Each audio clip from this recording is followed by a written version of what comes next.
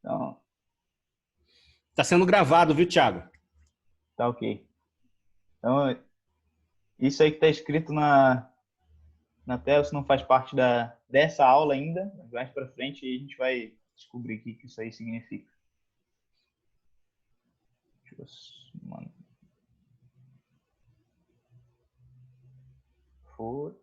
vai. Bora, PowerPoint. Aê, abriu. Então, queria que a gente pensasse aí junto nessas 4 aulas que a gente vai ter, um pouco sobre o que tem acontecido no nosso mundo, né? No nosso país, dentro da nossa casa, enfim, na escola, em qualquer canto que a gente vai, a gente se depara com esse tipo de coisa. O Ansato já adiantou algumas coisas aí, essas questões de ideologia de gênero e tudo mais. E a gente vê na nossa sociedade cada vez mais uma geração afundada no mimimi. Por isso a ideia do título aí, né? Geração Nutella. Então, muito importante a gente tratar e observar isso que tem acontecido para a gente não só não trazer isso para dentro da igreja, mas como também a gente defender muito bem a nossa perspectiva, a nossa visão, nossos valores cristãos dentro da nossa sociedade como um todo, né? Então, eu queria que você abrisse aí junto comigo em Romanos 1, versículo 18 até o 32 aí, que a gente vai ler. Romanos 1, carta de Paulo aos Romanos,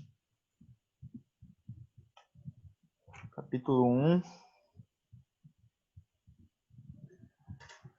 versículo 18 até o 32 aí. Eu vou ler aqui, você acompanha aí na sua Bíblia. Romanos 1, 18 diz assim, o título aqui está A Ira de Deus contra a Humanidade. Portanto, a ira de Deus é revelada dos céus contra toda a impiedade e injustiça dos homens, que suprimem a verdade pela injustiça. Pois o que de Deus se pode conhecer é manifesto entre eles, porque Deus lhes manifestou. Pois desde a criação do mundo, os atributos invisíveis de Deus, seu eterno poder e sua natureza divina têm sido vistos claramente, sendo compreendidos por meio das coisas criadas, de forma que tais homens são indesculpáveis, porque tendo conhecido a Deus, não o glorificaram como Deus, nem lhe renderam graças, mas os seus pensamentos tornaram-se fúteis e o coração insensato deles obscureceu-se. Dizendo-se sábios, tornaram-se loucos e trocaram a glória do Deus imortal, feita segundo a semelhança do homem mortal, bem como de pássaros, quadrúpedes e répteis. Pessoal, segundo os desejos pecaminosos do seu coração, para a degradação do seu corpo entre si. Trocaram a verdade de Deus pela mentira e adoraram e serviram as coisas de seres criados.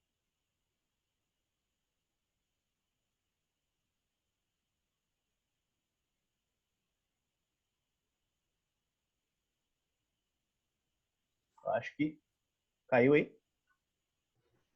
Voltou. Caiu, mas voltou. Só a tela continua compartilhada aí ou não? Não, saiu.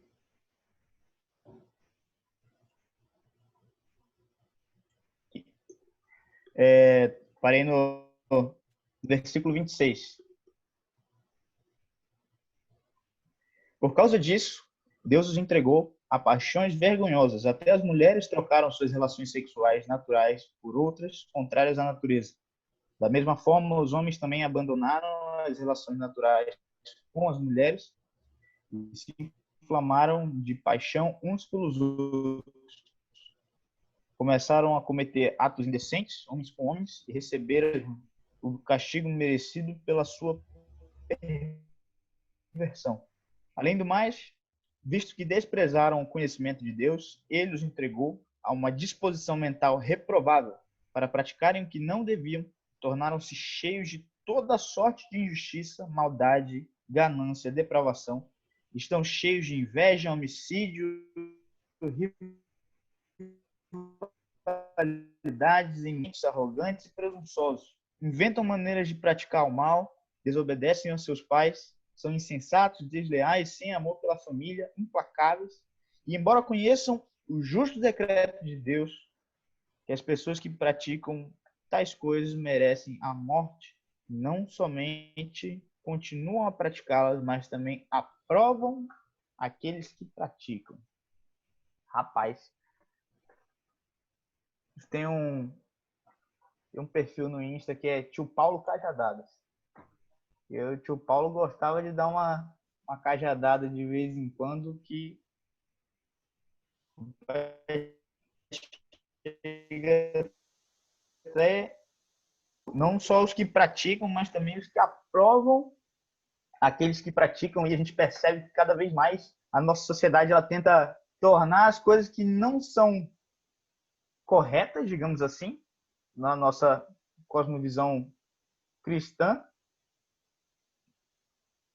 enfim, mas na perspectiva correta do mundo, e cada vez mais tem tentado colocar o que é errado e o que é mentira como se fosse verdade. Então, eu queria mostrar para vocês algumas coisas que têm acontecido aí, notícias, assim, para tentar fazer uma breve captação aí.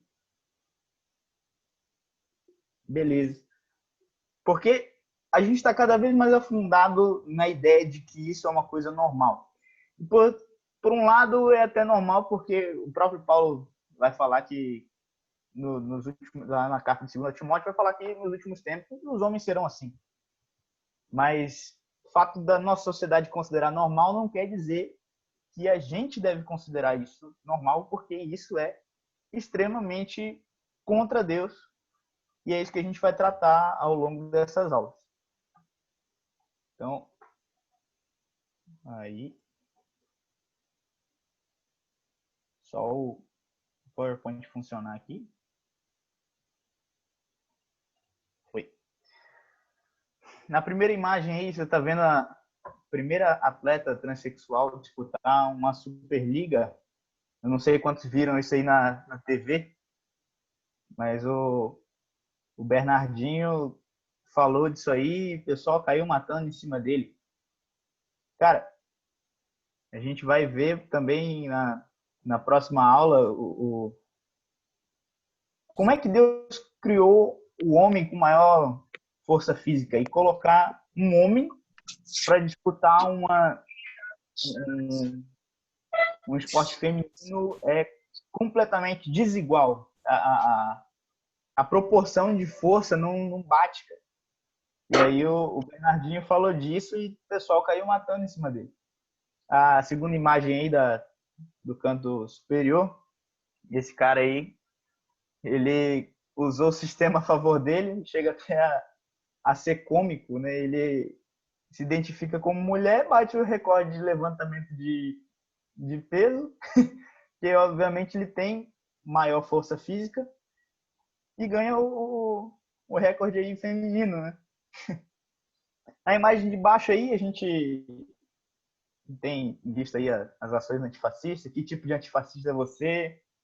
E aí a gente vê esse estereótipo aí do que o que a nossa sociedade tem tentado trazer, que é a ideia de um homem, e a gente vai tratar disso também. Do outro lado ali, a imagem é a mesma coisa, né? Um meme aí de antifascista em 1940 e antifascista em 2020, né? A gente vê ali a Força Expedicionária Brasileira, né? Os soldados que foram para combater o nazifascismo lá na Itália. E embaixo um cara que diz que luta contra o fascismo agora em 2020, né? É esse mais ou menos o estereótipo que não só a mídia, mas a sociedade como um todo tem plantado na nossa cabeça. E aí no meio, a australiana que pode se tornar a primeira transgênero a disputar um mundial de handebol. Olha o tamanho do Brutamonte, disputando aí com assim, parece ser o Egito aí. Não tem nem como deixar equivalente aí a disputa de força, gente.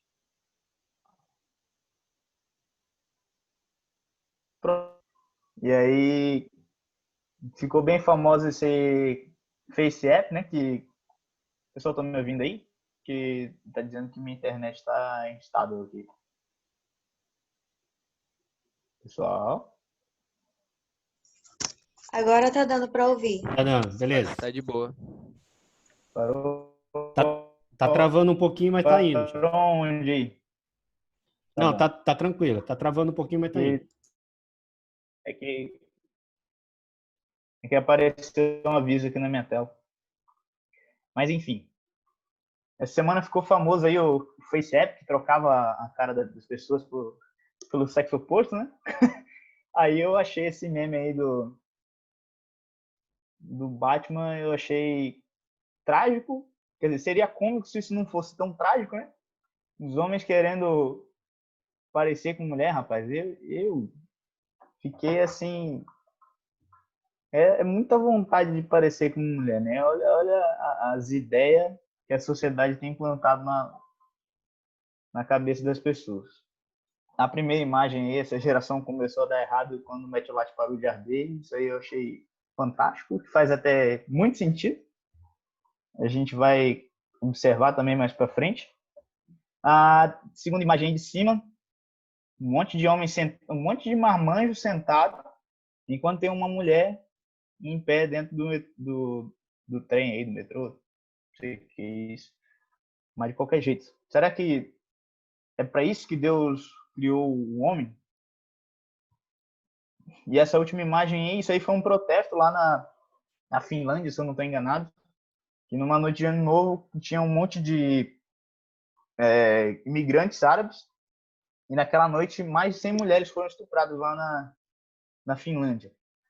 E aí os homens resolveram fazer um protesto todos vestidos de mini saia, enquanto que a Finlândia é um dos países que mais tem mergulhado no feminismo, onde os homens são extremamente passivos e a maior parte do parlamento da Finlândia é composto por mulheres, tanto que a primeira-ministra da Finlândia é uma das governantes mais jovens do mundo. Ela tem, acho que, menos de 35 anos, se eu não estou enganado. E ela foi eleita há pouco tempo, né? E aí você tem aí o contraste de uma mulher fardada para o papel que deveria ser do homem e o homem brincando de Branca de Neve, sair protestando aí de mini saia, né? Aí algumas reportagens que eu vi também aí. O Brasil registrou recorde de casos de estupro em 2018, segundo esses estudos que os caras fazem. Se eu não estou enganado, isso é do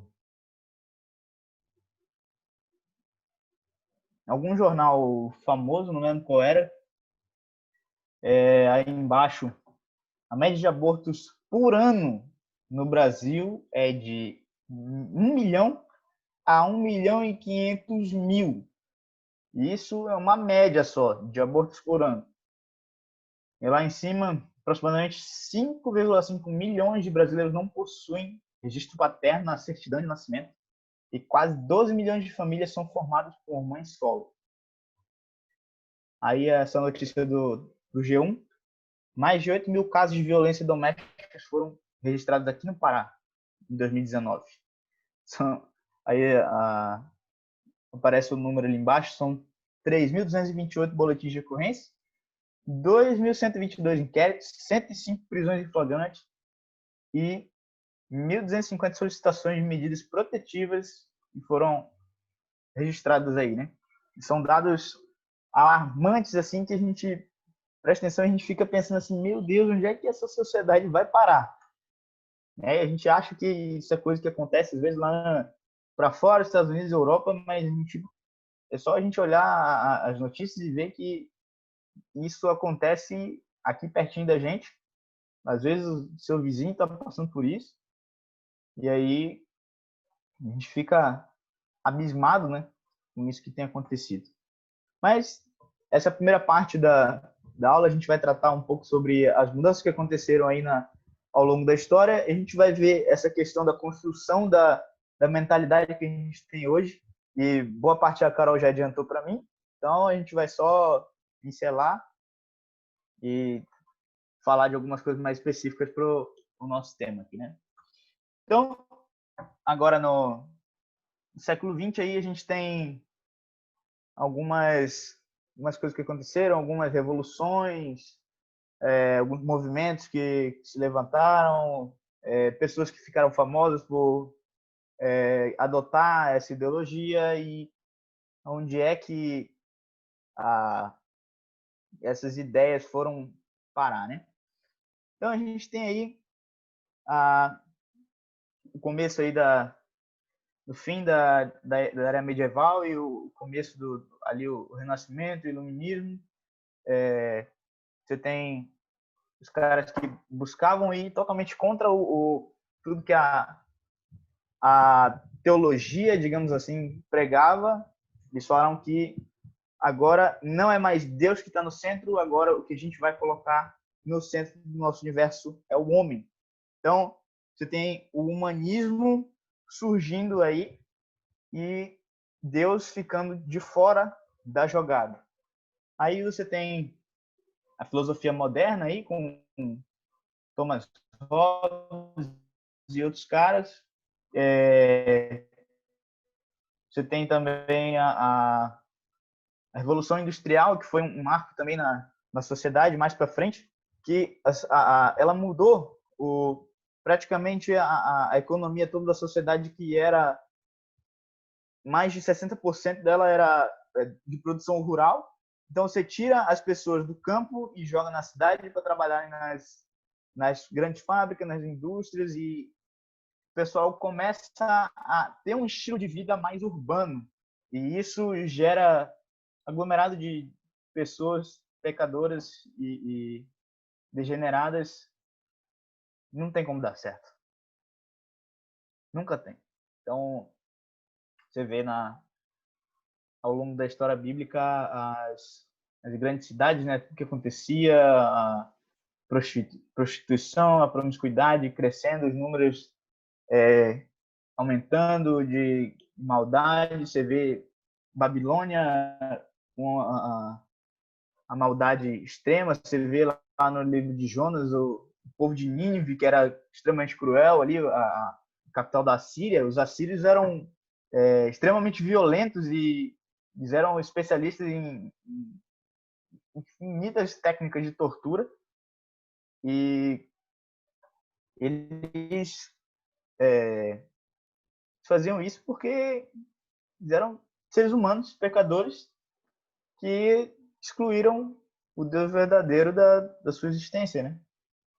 E aí, depois você tem o marxismo e o comunismo, que vai acabar entrando com essas ideias revolucionárias, né, de que o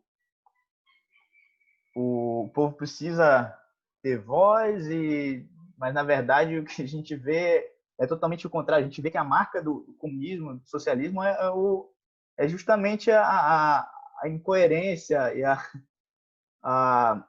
fugiu a palavra, o sinônimo de incoerência. Estava com isso na cabeça agora. Alguém ajuda aí?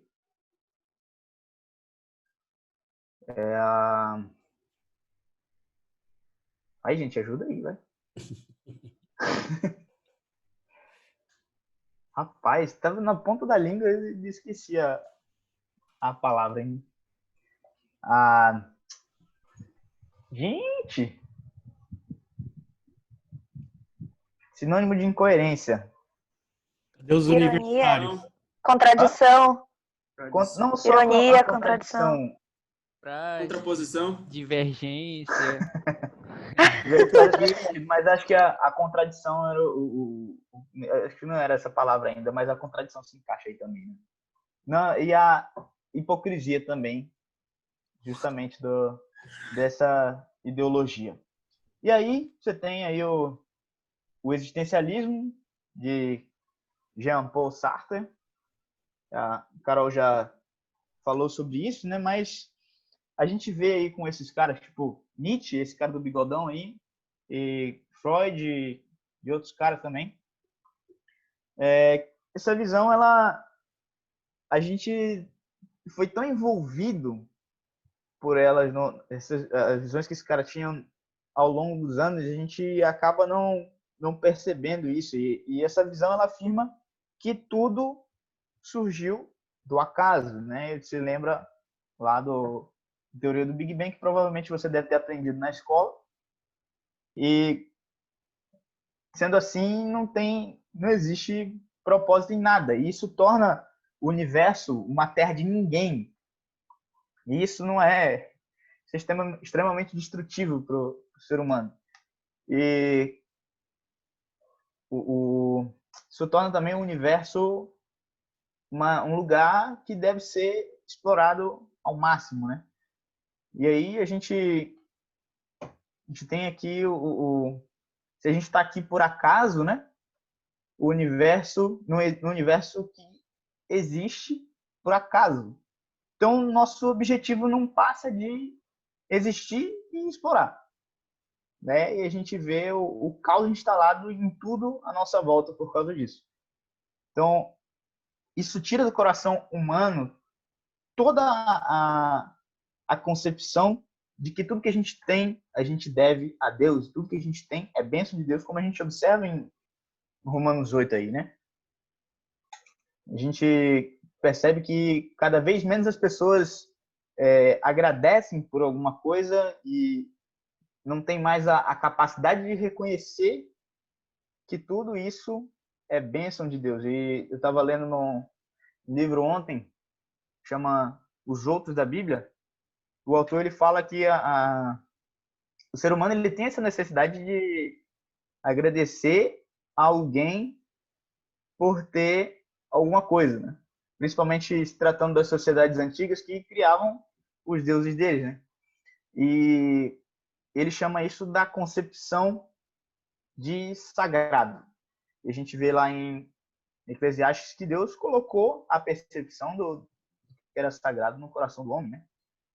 E aí a gente vê que isso torna o coração do ser humano frio, indiferente e ainda mais infeliz do que ele já é, né?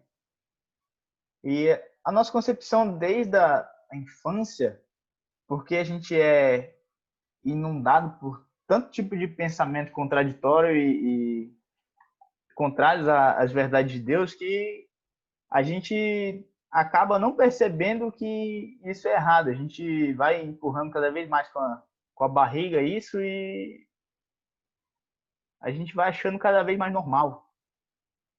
Então, aí dentro dessas correntes de pensamento, a gente pode destacar dois, porque a nossa sociedade moderna, quer dizer, não diria moderna, mas pós-moderna, ela deixou essas outras filosofias e ela está afundada. Um professor meu do seminário costumava dizer, o Massa conheceu o Joel Neto, que o mundo está enfiado entre o existencialismo e o niilismo. Então, o niilismo ele vai dizer que toda a concepção do que é tradicional, do que é antigo, é passado e a gente não tem valor nenhum para o homem moderno, né? E aí a gente só simplesmente ignora tudo que os nossos antepassados falavam, porque isso não tem valor nenhum para nós, porque nós vivemos em outra era e em outro significado. eu não sei você, mas eu gosto muito da história porque a história, ela nos ensina e a gente aprende com ela e ela serve para que a gente não repita os mesmos erros do passado, né? Então, a gente vê também cada vez mais pessoas, como eu mostrei lá no começo, os antifascistas, né? Só que eles simplesmente não sabem o que foi o fascismo e estão lá combatendo, não prestam atenção no que foi realmente, o que aconteceu naquela época e tenta lutar por uma causa que simplesmente não faz sentido. E aí a gente vê também que a nossa geração ela é cada vez mais levada por aquilo que não só a mídia mostra, mas pelas ideias que são inculcadas desde pequeno por causa do pensamento desses caras aí que foram aparecendo. E não necessariamente tudo que esses caras aí falaram é ruim, a não ser esses três aí do meio, que praticamente os três do meio e esse cara de preto e branco aí embaixo, né? E tudo que eles falaram a gente pode desprezar, mas os outros aí trouxeram algumas contribuições boas até pro campo da pesquisa, da ciência, e, enfim. Mas esses três caras aí do meio e o de baixo, Karl Marx aí, e o Nietzsche, o Sartre e o Freud, a gente pode ignorar, desprezar tudo que esses caras falaram. Mas, enfim. O existencialismo ele vai trazer a ideia de que nós somos simplesmente jogados aqui, né? Não existe propósito nenhum para nós. Então, ele diz também que o propósito é algo próprio das máquinas, né? Então, uma máquina possui propósito, o ser humano não, porque o ser humano não é uma máquina. E aí a gente vê também o filho feio do existencialismo. Na verdade, o existencialismo não tem filho bonito, né? Todos os filhos são feios, mas a gente pode destacar daí o hedonismo. Esse que é um dos mais perigosos, é o existencialismo hedonista. E ele vai pregar que, já que a gente está aqui simplesmente para viver, então a gente não tem propósito nenhum e a gente vai buscar o prazer. Todas as formas de prazer a gente vai buscar. Já que não tem propósito, a gente vai criar um. E aí a gente vê, né, a sociedade afundada nisso, nessa ideia de que a gente não tem nenhum propósito e a gente deve viver para o prazer. E a alma morre junto com o corpo. Quando a gente morrer, a vida vai acabar. A alma é a concepção da nossa consciência, nosso centro do pensamento, e ela vai morrer junto com o corpo. Não tem mais a concepção de que o ser humano também é um ser espiritual, que ele não é dividido entre o corpo e a alma e o espírito. A gente não tem mais esse pensamento aí dentro do existencialismo. E a gente percebe que tudo isso é enfiado goela abaixo da sociedade há várias décadas, vários séculos até. A gente vê idosos chegando já no final da sua vida e acordando pro existencialismo hedonista, né? Fala que, vovó, a senhora precisa ficar em casa. Ficar em casa? Eu vou pro bailão. Ficar em casa é coisa de velho, né? E aí percebe que não aproveitou a vida e que precisa aproveitar agora a qualquer custo. E aí você vê também pais abandonando os lares porque precisa aproveitar a vida é muito curta. E aí vive um tempo junto, casamentos que duram, não mais tardar, muito tempo, de 5 anos. E você vê pessoas de 14 ou de 70 anos com o existencialismo dominando a cabeça. O certo é o que você diz que é certo. Não existe propósito, não existe nada além disso. A vida vai acabar, não existe esperança na humanidade. Realmente, não existe esperança na unidade, porque nossa esperança deve estar centrada em Cristo. Mas aí a gente vê pessoas que é muito triste isso, colocar a esperança em coisas terrenas, né? Coisas que vão passar. Graças a Deus, a nossa esperança não se resume a isso aqui. E aí você vê também o que aconteceu recente, né? Daquele ator Flávio Magliaccio, né?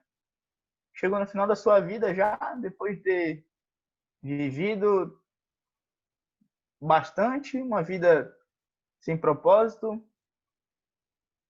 E aí ele escreve aquela carta dizendo que ele tentou acreditar na humanidade, mas que não valia a pena, e aí ele acaba tirando a própria vida, né?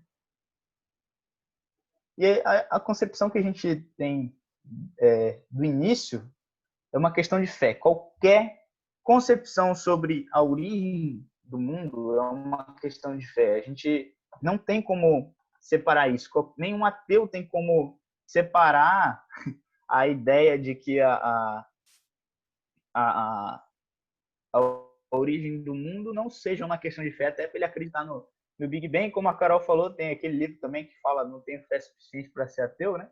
Então, a gente vê que isso não passa também de uma questão de fé. E aí, daqui a pouco, a gente vai entrar nessa ideia do início de tudo, e a gente tem que ver também a questão do que aconteceu aí no século passado, a gente poder entrar nesse assunto, né? Então, o mundo aí do pós-Segunda Guerra Mundial, as pessoas estavam mudando ainda a chavinha da sociedade, e aí eles começam a colocar na cabeça deles a ideia de que tudo que envolve guerra, a gente tem que excluir também. A sociedade tem que ser da paz, make love, not war, faça amor, não faça guerra.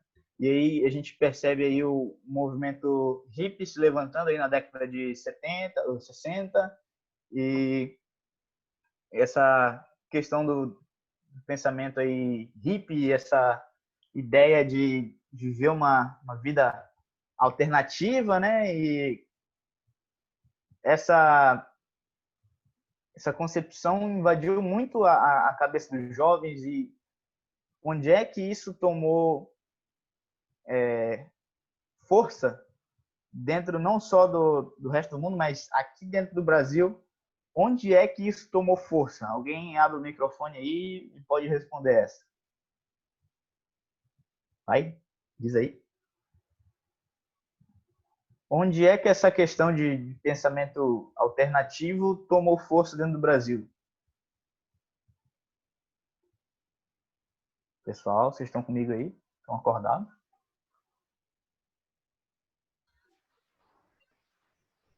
Pode responder, gente. Não fica com medo, não, viu?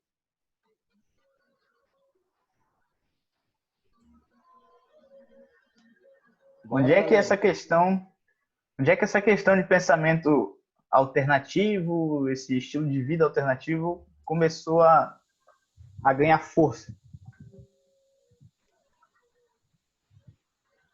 Acho que nas universidades. Exatamente, Fabinho. Boa. Dentro das universidades, que é onde, estranhamente, né, o pensamento de um monte de jovem cabeça de vento é formado.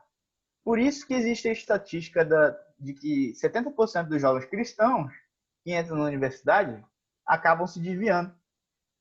Por isso que a gente precisa ter muito firme dentro de nós as nossas convicções para a gente poder entrar num ambiente hostil que é a universidade, né? E aí, esse estilo de vida, digamos assim, vai ser imposto principalmente entre as disciplinas de ciências humanas, de filosofia, sociologia, o jornalismo, a própria história. Isso vai invadindo cada vez mais a mentalidade das pessoas, e aí a mídia totalmente voltada para esse tipo de pensamento, esse tipo de estilo de vida, vai começar a impor isso na cabeça das pessoas. Porque, pessoal, não se engane, a mídia não é sua amiga, a mídia é totalmente tendenciosa e maldosa. Ela tenta impor sobre você infinitas concepções sobre a visão que eles têm, principalmente uma rede muito conhecida que a gente sabe, e não vou falar aqui, né, para não causar, mas a gente sabe que o que eles pregam é totalmente antibíblico e totalmente errôneo, cara, contra Deus. A gente não tem mais parece que não tem nada que se aproveite dentro dessa emissora, mas não só dentro dessa emissora, mas também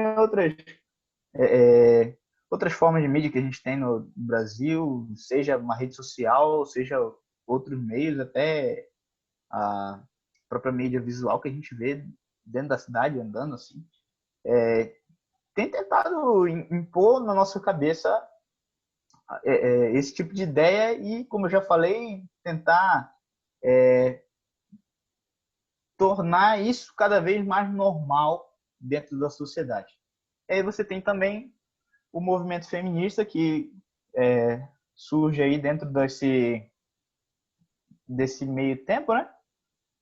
Aí o movimento feminista ele tem várias ramificações aí, agora a gente vai falar um pouco sobre isso.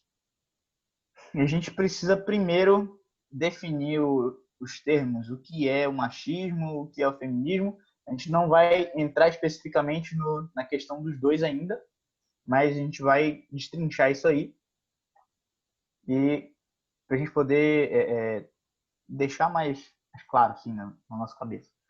Então, destrinchando aí, o machismo é usar da sua masculinidade para oprimir a mulher, utilizar da sua força firme e do seu vigor para subjugar a mulher. E o feminismo é tentar usurpar o lugar que Deus instituiu ao homem e na busca por ter um papel igualitário. E a gente vai ver também nas próximas aulas que isso é errado. A gente não vai entrar nesse assunto aí agora. E a gente vê que isso aí é tudo, é um resumão assim do que acontece dentro da sociedade, né? O machismo e o feminismo, eles crescem pela ausência de verdadeiros homens. Cada vez mais dentro da nossa sociedade, os homens têm deixado de lado o papel deles, que Deus instituiu, e têm se tornado machistas, ou seja, têm usado da sua masculinidade para oprimir, e aí as mulheres fazem o quê? Se levantam contra tudo isso que tem acontecido. Lembra das notícias lá do começo, de violência doméstica, de abandono, e as mulheres se levantam justamente por causa disso, e a gente vai ver também que isso é um problema lá do Éden. Então, a gente vai para... eu coloquei errado aqui, essa parte aqui era a parte 2. Então, a gente vai voltar às origens aí, e aí eu te pergunto por que voltar para Gênesis? O que isso tem a ver com o nosso problema? Isso aí já faz tanto tempo assim, não deve fazer muito sentido, não, né? Então, alguém responde aí, por que a gente deve voltar para Gênesis? Por que a gente deve olhar para isso? Você pode abrir o seu microfone agora e falar também. Não se sinta acanhado.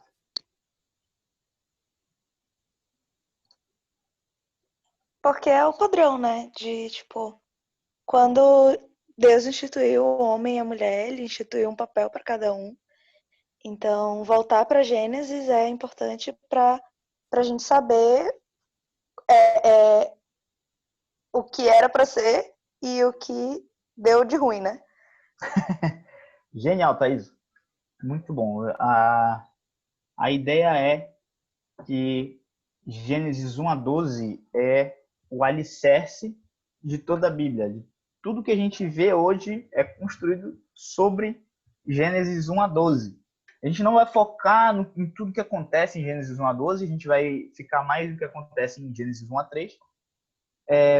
Mas a gente, estudando Gênesis 1 a 3, 1 a 3 não, 1 a 12, a gente percebe que tudo que está ali registrado tem sido fortemente atacado dentro da nossa sociedade moderna. Todos os ataques de Satanás sobre a igreja, sobre o povo de Deus, em cima de Gênesis 1 a 12. Por que Gênesis 1 a 12 é o alicerce de tudo isso? E se a gente tira Gênesis 1 a 12 da jogada, todo o resto desmorona. Para você demolir um prédio, você não precisa quebrar todas as janelas, você não derruba uma parede. Você começa por onde? Pelo alicerce, vai direto no alicerce que o prédio inteiro cai. Então, a gente vê aí a origem do universo, a criação do homem, a gente vê a criação do casamento, a instituição da família, a gente vê a origem do diabo e do pecado, e o mundo tem tentado impor sobre a nossa cabeça que tudo isso não existe e não tem importância para o homem moderno. Lembra lá do niilismo? Então, tudo que é crença da sociedade antiga, dos nossos pais, nossos avós, tudo que eles criam, isso aí não tem valor nenhum para nós e nós sabemos que isso é errado. Então, aí você tem também, dentro de Gênesis 1 a 12, a origem da semente que traria a salvação, a semente de Sete, né? A gente vai ver também essa parte. E você tem também a origem do povo de Israel, que é de onde veio a salvação, né? Então, a visão que a gente tem sobre essa origem, ela define como a gente vai considerar o universo à nossa volta. Quem nós somos também e o modo em que a gente deve viver. A gente é envolvido cada vez mais numa visão que prega contra isso e a gente precisa cada vez mais estar fundamentado na verdade que a palavra de Deus traz para a gente. Então, já falei do que está embaixo, mas a palavra Gênesis significa início e todos os ataques de Satanás são contra Gênesis 1 a 12. Porque ele sabe que se ele desconstrói Gênesis 1 a 12, ele desconstrói todo o fundamento da palavra de Deus, né? Então, a maneira que a gente compreende Gênesis, principalmente Gênesis 1 a 3, vai moldar a nossa realidade. E agora a gente entra no que é a realidade existente e o que é realidade aparente, que é como é realmente o que aparenta ser, né? A Bíblia tem a realidade declarada em seu estado perfeito. Isso a gente pode observar que é totalmente verdade. A gente começa a colocar nossos óculos da realidade a partir do momento que a gente consegue extrair as verdades das escrituras e colocar em prática na nossa vida. A gente já teve aula de cosmovisão e isso aí vai simplificar bastante a nossa vida.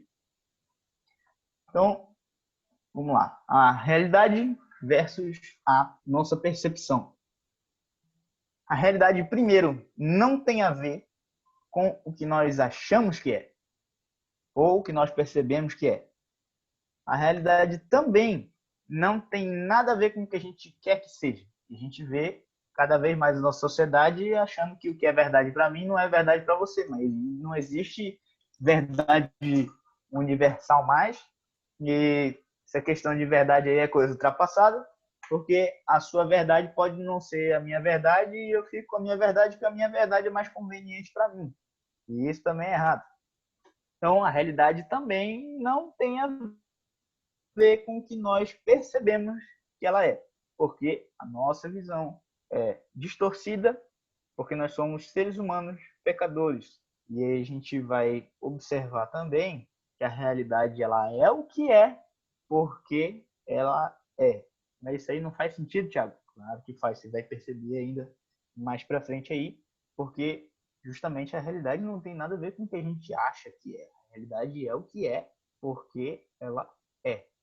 E tudo que não está em Cristo simplesmente não é. É uma frase de efeito de um professor meu, ele é bem filosófico assim, mas as coisas que ele fala faz todo sentido. Então, como é que a gente pode compreender essa realidade que é o que é, porque é? E agora, pessoal, olha para essa imagem aí e me diz se são 6 ou se é um 9. Agora você pode abrir o seu microfone e falar, viu?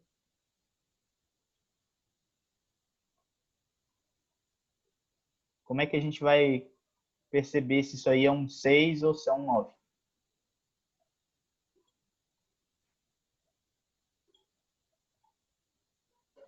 Para um é 6, para outro é 9. Para um é Depende da 6, para outro 9. perspectiva. Depende da perspectiva. Se os dois estiverem na mesma perspectiva, vai ter o mesmo número. Mas como estão de dois lados diferentes, vai sempre ter opiniões diferentes, né? Interessante. Mas e aí? Se eu jogar para um lado, vai estar certo. Se eu jogar para o outro, vai estar errado. Mas aí, como é que a gente vai saber se isso aí é realmente um 6 ou se é um 9? Pergunta para quem desenhou o 6. Eu já ia falar, pergunta para quem colocou ele aí. Exatamente. Você acertou, Alan. Genial. Como a gente pode descobrir o que é verdade e o que não é, ou se não é alguma coisa? Perguntando para quem criou. E como é que a gente sabe o que é realidade e o que não é, olhando para a Bíblia? Perguntando justamente para quem criou, né? E Deus revela na sua palavra o que ele quer que nós saibamos sobre a origem de todo o universo e sobre a realidade existente, a realidade que ele criou, não o que a sociedade prega que é realidade, não o que eu quero que seja realidade, mas aquilo que ele revelou na sua palavra, que é a realidade e a verdade. Então, a gente vai ver aí também essa questão do relativismo. Essa é a melhor ilustração de relativismo que eu já vi. É isso aí que é verdade para você pode não ser verdade para mim, mas aí eu vou bater um parafuso com um martelo ou eu vou usar uma chave de boca, né? Eu vou usar uma chave de boca para bater um prego? Não, tem que usar o instrumento certo para o trabalho certo, né? A gente tem que prestar atenção no que é realmente verdadeiro. Então, a sociedade vai pregar justamente isso, que não tem uma verdade absoluta, mas a gente percebe a partir dos olhos da palavra de Deus que a verdade está lá. A verdade continua existindo mesmo que eu não ache que aquilo é verdade. E aí, a gente vai para a verdade número 1. Queria que você fosse lá para Gênesis capítulo 1. Só acompanhe aí comigo. Gênesis capítulo 1, versículos 1 a 3, diz assim: no princípio, Deus criou os céus e a terra. E era a terra sem forma e vazia, e as trevas cobriam a face do abismo, e o Espírito de Deus se movia sobre a face das águas. E disse Deus: haja luz, e houve luz. E a gente percebe aqui que quando ninguém mais estava, Deus já estava e ele já falava. Deus, um ser pré-existente e autoexistente, ou seja, ele existia antes de tudo e ele não precisa de nada para subsistir.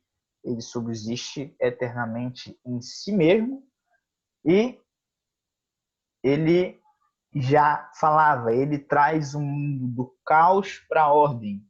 E ele fala, haja luz, e a luz aparece. Então, o nosso papel na história é estender as mãos e receber a realidade que vem desse Deus que já estava antes de tudo. Ele que sabe se o negócio é 6 ou se é 9, porque foi ele quem fez. Então, quando Deus fala também, tudo o que é caótico ganha forma e tudo que ganha forma se torna algo habitável. Tomar um gole d'água que minha voz está falhando. Acho que tem um lembrete para eu parar, mas já está acabando.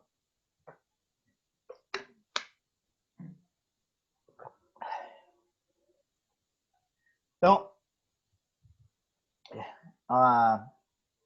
quando Deus fala, tudo que é caótico ganha forma e tudo o que ganha forma se torna algo habitável. E a gente vê aí a origem de toda a criação pelo Deus que já existia e que traz tudo do caos para a ordem. Nosso Deus é um Deus de ordem, não é um Deus de bagunça, como Paulo vai falar lá em 1 Coríntios. Então, a gente tem que prestar atenção na realidade desse ser maravilhoso, que é digno de toda a honra e de toda a glória, para a gente poder compreender a realidade que ele mesmo criou. Segunda verdade, quando Deus fala, ele define a realidade existente. Lembra lá do 6 e do 9 de novo? Quando Deus fala, ele define o que é a realidade existente. Então, o nosso propósito dentro dessa criação dele é fazer cultura. E o que é cultura? Alguém me diz aí o que é cultura? Bora, gente. Estão dormindo aí? Alguém pode responder o que é cultura?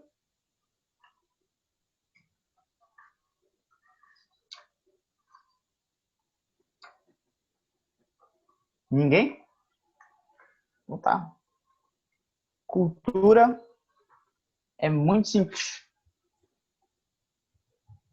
Como Deus deu o propósito da gente cultivar a criação, cultura significa cultivo. Então, a cultura é transformar a natureza. E o que é a natureza? A natureza é o que Deus nos dá, que Deus cria. E mais para frente a gente vai ver a criação do homem aí e o mandato cultural, social do homem.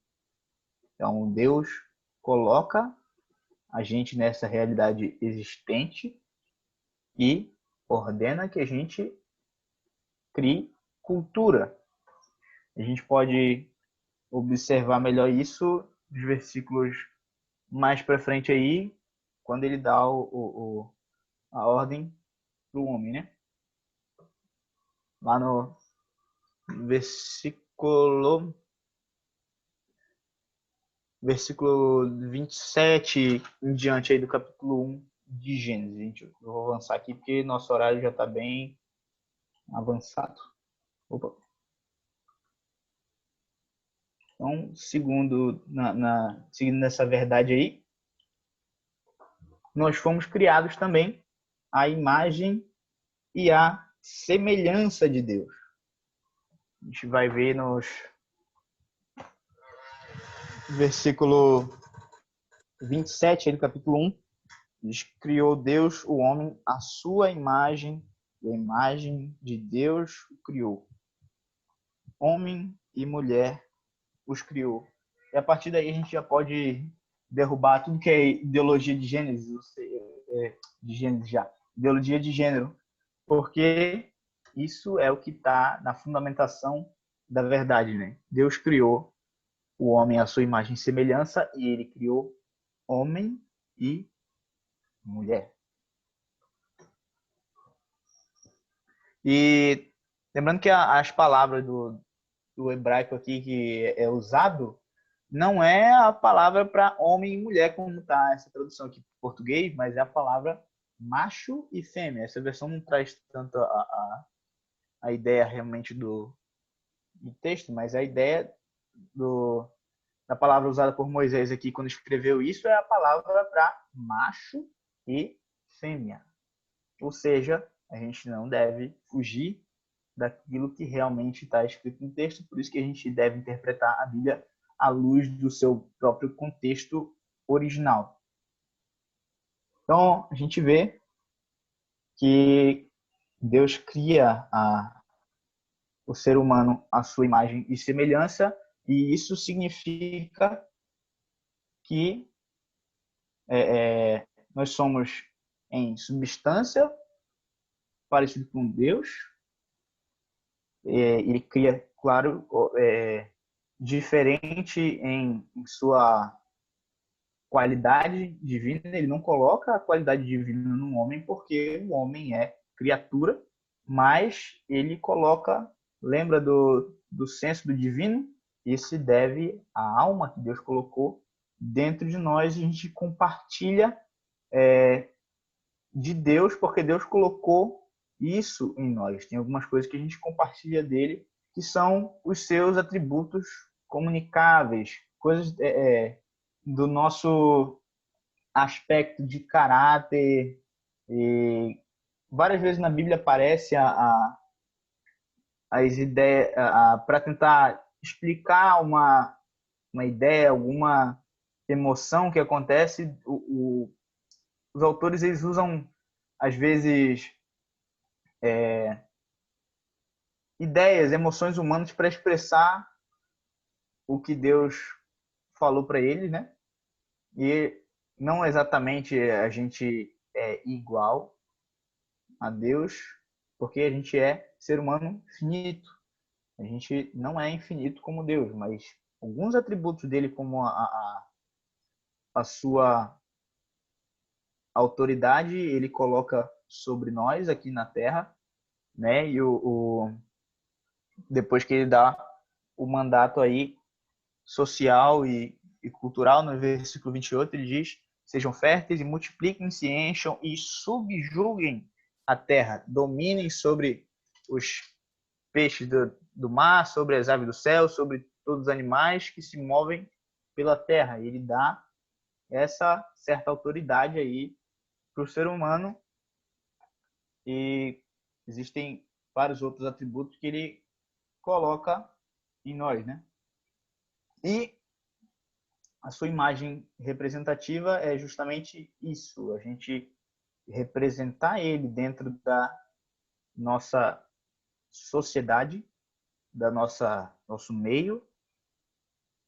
A gente foi criado justamente para isso, para refletir a glória de Deus.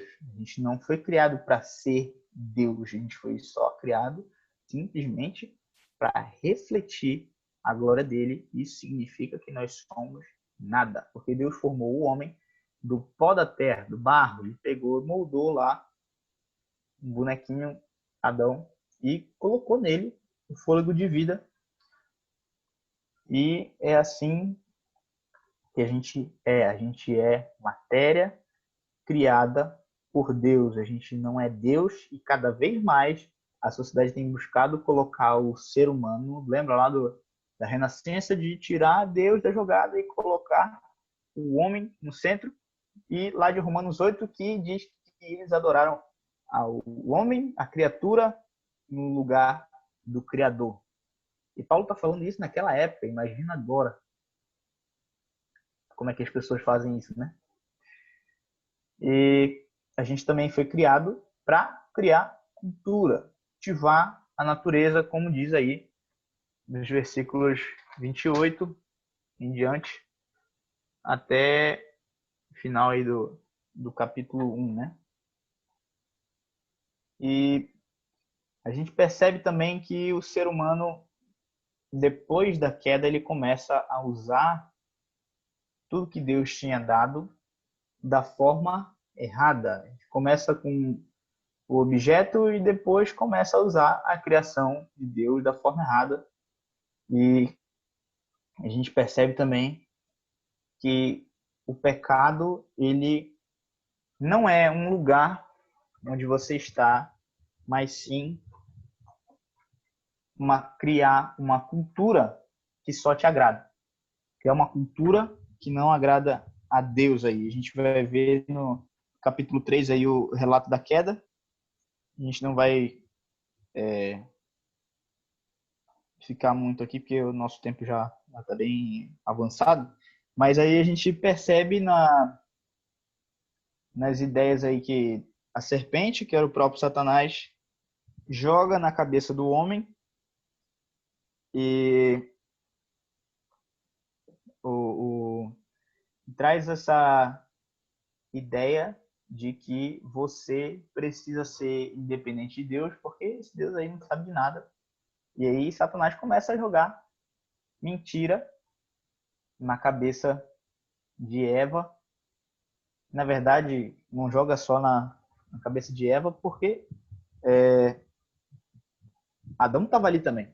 Tem um livro chamado O Silêncio de Adão, e aqui no texto não diz, não fala onde é que Adão estava, mas Deus cria Adão, bota Adão para dormir e tira a costela de Adão e da costela dele ele forma Eva, coloca os dois lá no jardim do Éden, e aí no versículo 15 do capítulo 2 diz que o Éden é para cultivar e cuidar. A gente já viu a ideia de criar cultura, cultivo. E depois que ele cria Eva, aí Adão fica empolgadão. Ele fala, essa sim é o osso dos meus ossos, carne da minha carne, ela será chamada de mulher, porque do homem ela foi tirada. Por essa razão, deixará o homem pai e mãe e se unirá à sua mulher, e eles se tornarão uma só carne. A gente vai ver na próxima aula, quando a gente estiver falando diretamente do homem, do macho. A gente vai ver um pouco mais desse mandato que Deus dá ao homem, né? E tem outra frase de efeito, né, de um professor, é que quem nomina, domina. E aí a gente vê que Deus ordena que tudo aparece dentro da terra e Deus dá o mandato para o homem e ele coloca o nome dos animais ali no capítulo 2 aí, né? Coloca o homem para botar nome em tudo, porque quem nomina, domina. E aí, no versículo 23, tem aí Adão colocando o nome na mulher, e isso é uma verdade. E a gente vai ver que por causa da queda, a mulher vai passar a querer usurpar esse lugar que Deus deu para o homem. Deus instituiu isso para o homem. Ai, Tiago, mas a Bíblia é machista por causa disso, e é justamente porque a sociedade não compreende essa verdade, que fica tentando inverter a ordem dos fatores aí. Então, aí no relato da queda, a gente percebe a distorção de Satanás aí sobre a ordem de Deus. No versículo 1 aí do capítulo 3, fala, ora, a serpente era o mais astuto de todos os animais selvagens que Deus tinha feito, e ela perguntou à mulher, foi isso mesmo que Deus disse? Olha aí, jogando dúvida na cabeça da mulher. E onde é que estava Adão quando tudo isso estava acontecendo? Adão provavelmente estava aí também. Tem outro trocadilho aí, trocadilho não, outra expressão aí bem famosa. Adão, bananão, estava aí também, mas não fez nada. E a mulher responde aí a serpente: nós podemos comer do fruto das árvores do jardim, mas Deus disse: não comam do fruto da árvore que está no meio do jardim, nem toquem nele, do contrário, vocês morrerão. E a gente já percebe aí a distorção do que Deus tinha falado já na ordem, ou na resposta que Eva dá. Eva não, ela não era chamada de Eva ainda, ela só foi começada a ser chamada de Eva mais para frente. E aí a gente vê que quem era para instruir a mulher falha em instruir ela, que essa parte aí do nem mesmo toquem, Deus não tinha falado isso, né? E a gente vê a falha do homem em não estar instruindo e também de se omitir de querer falar, porque provavelmente Adão estava ali também. Aqui no texto não diz onde é que ele estava e provavelmente devia estar junto, porque não tinha porquê ele estar longe, né, de Eva. E esse livro, O Silêncio de Adão, vai dizer justamente que Adão estava ali, mas ele não fez nada. E aí a serpente diz à mulher aí de novo: certamente você não vai morrer. Deus sabe que no dia em que você comer desse fruto, os seus olhos vão se abrir e vocês vão se tornar como Deus, conhecendo o bem e o mal. Ou seja, que Satanás fala ali para Adão e para Eva, fala: ó, no dia que vocês comerem desse fruto aí, vocês vão tirar os óculos que Deus colocou para vocês, que é a realidade perfeita que ele criou, e vocês vão começar a enxergar o universo com os próprios olhos. Vocês vão caminhar por conta própria. E a gente vê também que Adão e Eva não precisavam enxergar outra realidade além da realidade perfeita que Deus tinha dado para eles. Adão e Eva não precisavam disso, assim como a gente não precisa disso se a gente está firmado na palavra de Deus, a gente está enxergando o mundo da perspectiva de Deus. Infelizmente, a gente, por causa de Adão, a gente é inundado por toda essa concepção do mundo errado. A gente luta contra a nossa própria natureza caída de Adão, e a gente vê o mundo com os nossos próprios olhos e não mais na perspectiva de Deus, a perspectiva perfeita. E aí a gente caminha para a próxima verdade, que a gente vai prestar atenção aí. E Adão pode mudar, mas Deus não muda. Deus ele não pode mudar. E aí dentro dessa ideia aí de que Deus cria o ser humano perfeito, mas o ser humano ele joga tudo isso fora quando dá ouvidos à serpente. E a gente percebe aí, quando a gente olha para essa verdade de que nosso propósito é cultivar dentro dos limites do Criador, ou seja, a gente pode observar o mundo a partir dos olhos de Deus. Era uma coisa perfeita. Adão e Eva não precisavam enxergar o mundo de outra forma, porque Deus já dava a realidade para eles, a realidade perfeita dele aí. E a gente vê que limite é um espaço de amor e de cuidado de Deus ali. E a gente viu, acho que é na segunda aula da Carol, no segundo ou terceiro, não lembro, que a escravidão é você não poder dizer não para algo. E a liberdade é você ter a capacidade de dizer não. Pecado não é liberdade. Ah, mas eu sou livre, eu faço o que eu quiser, meu corpo, minhas regras, e é isso aí, vamos viver a vida. A gente percebe que a partir do momento que a gente não consegue dizer não para alguma coisa, a gente é escravo disso. E o limite, ele nos liberta de nós mesmos. Quando eu tenho a capacidade de dizer não para algo, eu tenho a capacidade de me libertar da escravidão do meu próprio eu. E você é escravo de si mesmo porque você não aprendeu a enxergar os limites da forma certa.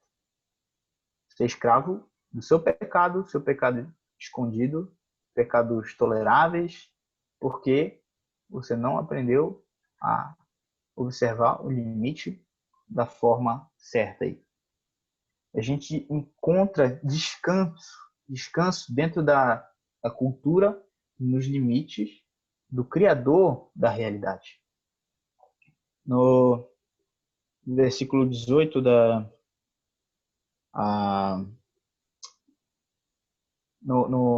gente percebe aqui, olhando para esse trecho, que a gente pode observar dois reinos aí. O reino do Eros e o reino do Éden. Satanás falando assim, olha, as suas paixões são mais importantes. O que você quer fazer é mais importante do que Deus diz para você fazer.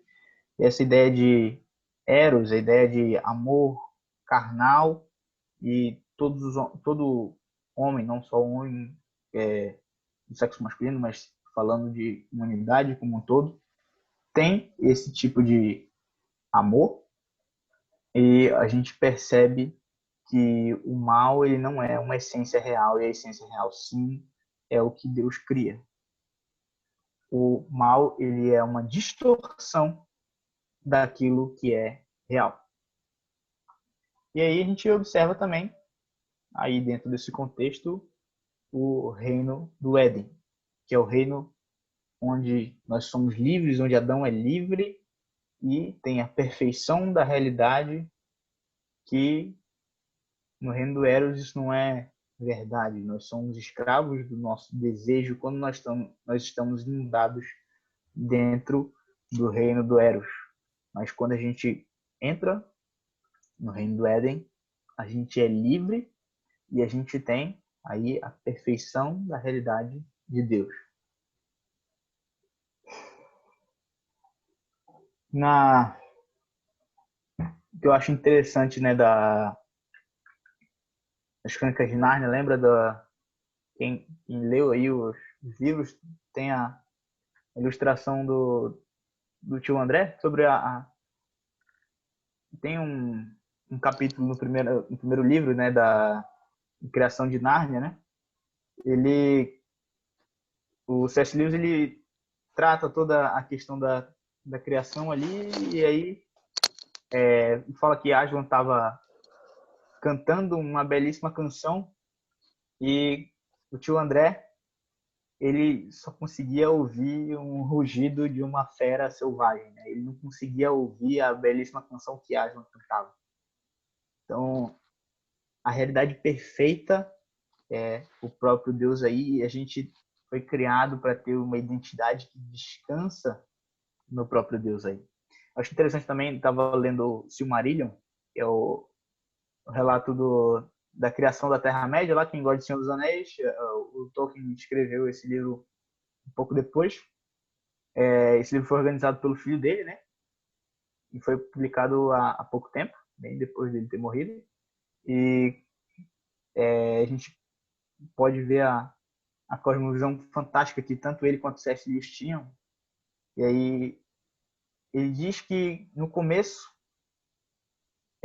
Ilúvatar, ou Eru, são os nomes dados para se referir à divindade maior ali, cantado, compunha sinfonias. E aí a gente vê essa questão da origem do mal com uma das suas criaturas, que estava ali junto com os outros, compondo belíssimas canções e sinfonias, e começou a jogar notas que destonavam dentro da música, né? E ou seja, dentro da criação perfeita, ali vem alguém e começa a jogar notas que distorcem a realidade perfeita, né? Assim como lá o tio André não conseguia observar não, ouvir a belíssima canção de Aslan, né? O Melkor, que é o que é relacionado à origem do mal ali dentro do Silmarillion, ele começa a jogar notas que destonam dentro da criação. E aí no versículo 8, né, do capítulo 3 aí de Gênesis, diz assim: o homem e sua mulher os passos do Senhor Deus, que andava pelo jardim, quando soprava a brisa do dia, esconderam-se da presença do Senhor Deus entre as árvores do jardim. Adão e Eva estavam sentindo ali uma sensação que eles nunca tinham sentido antes na vida, porque eles observavam a vida, a existência deles ali da perspectiva perfeita de Deus. Eles não tinham experimentado o medo ainda. E aqui nesse versículo eles já tinham comido do fruto. E aí, a partir daí, eles começaram a sentir a nudez, começaram a sentir vergonha disso. E aí, aqui no versículo 7 diz que eles fizeram roupas com folhas de figueira. E a gente vê que eles não tinham... a realidade continuava a mesma, mas eles não. Eles agora tiraram os óculos da perspectiva perfeita de Deus e passaram a observar o mundo com os próprios olhos. E a gente viu que quando a gente se desliga de Deus, a gente começa a se enfiar cada vez mais no que é errado. E quando Adão e Eva declararam essa independência, eles passaram a enxergar o mundo a partir da própria perspectiva e não mais a perspectiva de Deus. Coisa que eles não precisavam, porque Deus já dava a realidade perfeita para eles. Agora a gente vai ver aí no versículo 10, versículos 9 e 10 aí do capítulo 3 de Gênesis, se estiver acompanhando aí, que Deus pergunta: Adão, onde é que tu tá? E ele responde: Senhor, o maior cara lavado aqui. Adão responde, né? Senhor, eu ouvi os teus passos aqui no jardim e eu fiquei com medo porque eu estava nu e por isso me escondi. E aí Deus sabia do que estava acontecendo. E Adão não sabia que Deus sabia que estava acontecendo, por isso ele estava tentando se esconder ali, né? Dar o jeitinho dele. E aí Deus pergunta: quem foi que te disse que tu estava nu, rapaz? Por acaso você comeu do fruto que eu te ordenei que não comesse? E a gente vê que ele tinha ordenado para Adão não comer do fruto, e aí Satanás vai em quem? Em Eva, exatamente. Por causa da falha de Adão em cumprir o que Deus tinha mandado. E aí Adão já começa por aí, né?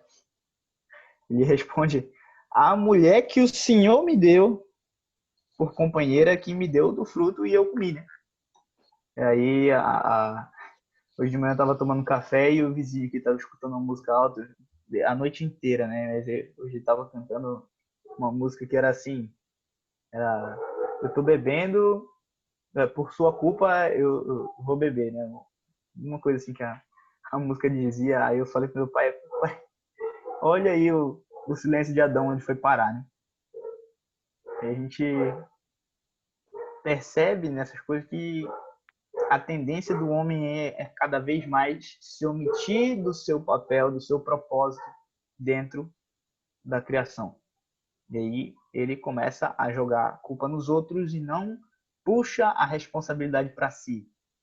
E na próxima aula a gente vai ver que esse é o papel do homem, é chamar a responsabilidade para si. E aí no...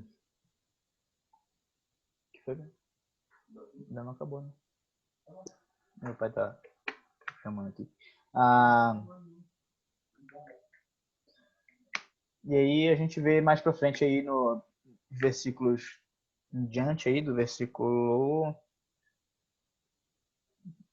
13, e aí Deus se direciona à mulher e a mulher também joga a culpa pro próximo, né? Joga a culpa para a serpente, que foi a serpente que me tentou e eu comi, né? Já jogando a culpa pro próximo, já a questão errada aí de Adão sendo jogada para frente. E aí Deus começa a colocar maldição sobre a serpente. Ele fala aí do versículo 14, uma vez que você fez isso, maldita é você entre todos os rebanhos domésticos, entre todos os animais selvagens, sobre o seu ventre você rastejará e pó comerá todos os dias da sua vida. Eu colocarei inimizade entre você e a mulher, entre a sua descendência e o descendente dela, e este lhe ferirá a cabeça e você lhe ferirá o calcanhar. E a gente vê aí que Deus ele impõe o castigo para a serpente, e aí para a mulher ele fala que entre a sua descendência e o descendente dela, este lhe ferirá a cabeça e você lhe ferirá o calcanhar. Aqui ele estava se referindo ao próprio Jesus, o Messias, que foi prometido desde o início. Aqui é o início de tudo, onde Deus vai colocar um Salvador. Deus vai dar uma luz aí no fim desse túnel que Adão e Eva mesmo impuseram sobre eles. Então, a mulher, ele fala que ele vai multiplicar o seu sofrimento na gravidez e com sofrimento você dará luz aos seus filhos. E o seu desejo será para o seu marido e ele te dominará. E aí surge o feminismo, né? O seu desejo será para o seu marido e ele vai te dominar. Ou seja, a origem do machismo e do feminismo vem daí. Você vai desejar o que é contrário à vontade do seu marido e ele vai dominar sobre você. Deus cria o homem e a mulher com diferentes papéis. Eles são iguais em importância, mas em propósito eles são diferentes. É isso que a gente vai ver só na última aula, quando a gente já tiver falado dos dois. E para o homem, ele falou o seguinte: visto que você deu ouvidos à sua mulher e comeu do fruto da árvore do qual eu te ordenei que não comesse, maldita é a terra por sua causa. Com sofrimento você vai se alimentar todos os dias da sua vida, ou seja, para você conseguir o seu pão diário, você vai ter que suar. Você vai ter que trabalhar duro para você conseguir sustentar você e a sua família. E a terra vai te dar espinho, erva daninhas, e com o sol do seu rosto te dará o pão, e depois você vai voltar para a terra, porque da terra você foi tirado. E aí, é depois disso que Eva vai receber o nome de Eva aí, né? Porque ela vai ser a mãe de toda a humanidade. E até então ela era chamada só de mulher. E a gente pode perceber aí nesses capítulos que Deus deu castigo, como eu já falei, para Satanás. Para Adão e Eva, eles só declarou o que eles mesmos impuseram para eles.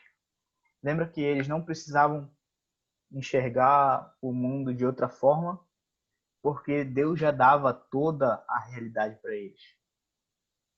Então, a gente vê também aqui, nesse trecho, a promessa de um Messias, que seria a semente da mulher. A gente vê que uma árvore separava ali o homem de Deus, e uma cruz reaproxima o homem de Deus, né? Interessante isso. Portanto, a realidade e o evangelho em si não é aquilo que eu quero que seja, mas aquilo que Cristo fez e é. Quem Cristo é. Por isso que a realidade não tem nada a ver com o que a gente acha que é. Não tem nada a ver com o que a gente quer que seja. A realidade é o que é, porque é. E se você tira toda essa realidade que está contida aqui nesse comecinho, você derruba toda a base moral e existencial de uma sociedade. Falei bastante, né, gente? Então, nesse momento queria abrir para as perguntas aí. Se tiver alguma pergunta, pode mandar pro Massato ou para mim aí, direto no chat aí. Se você não quiser se revelar, fala assim, um amigo meu quer saber se aqui. Rapaz, saiu quase todo mundo, o negócio foi demais mesmo, né?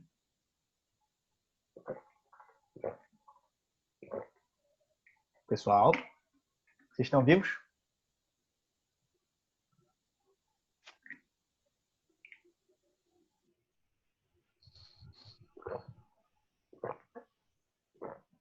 Se ninguém tiver uma pergunta, a gente vai... Só, Massato, posso... Só se tiver alguma pergunta assim mais gritante sobre o assunto, sobre masculinidade, feminilidade, você pode mandar para mim, pega meu número lá no grupo dos jovens ou pede para o Massato, manda lá no direct, pode me mandar que aí eu vejo que você consigo já incluir a pergunta no meio da aula, né? Você pode ficar tranquilo que eu não vou revelar seu nome, a não ser que você queira. E algumas indicações de leitura também posso fazer? Pode. Tá. Eu não peguei todos os livros que eu queria trazer, que tá na biblioteca, acabou que eu não consegui passar na biblioteca essa semana.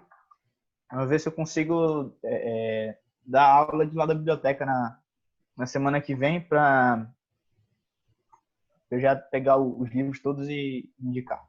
Primeiro esse aqui, ó, rapaziada, homens aí, esse livro aqui do Davi Mark, Homem Nota 10, o subtítulo aqui é Equipando Líderes de Caráter em Casa, na Igreja e na Comunidade.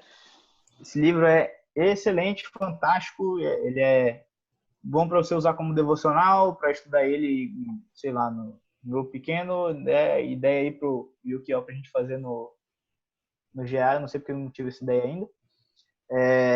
Tem vários outros também, de outros autores, que são excelentes para isso, e para tratar justamente dessa ideia da masculinidade, né?